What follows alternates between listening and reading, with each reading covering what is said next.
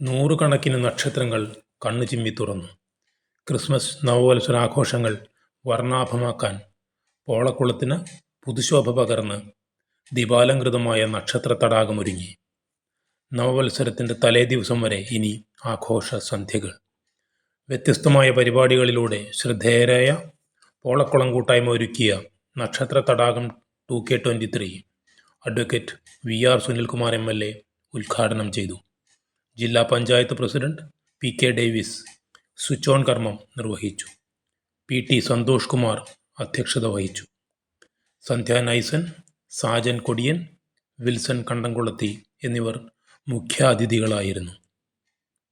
Shandy Joseph Thattakath, Varghese PJ, TS Pushpan, Shaju Manavalan, Binoy, PK Ali, Prinson Jose, Varghese മുക്കണ്ണിക്കൽ എന്നിവർ പ്രസംഗിച്ചു. December 31 വരെ ആഘോഷങ്ങൾ നീണ്ടുനിൽക്കും. എല്ലാ ദിവസം കലാപരിപാടികളും സാംസ്കാരിക സന്ധ്യയും ഒരുക്കിയിട്ടുണ്ട്. ശ്രീധരൻ കടലായിൽ, സിറ്റി വോയ്സ്, മാള.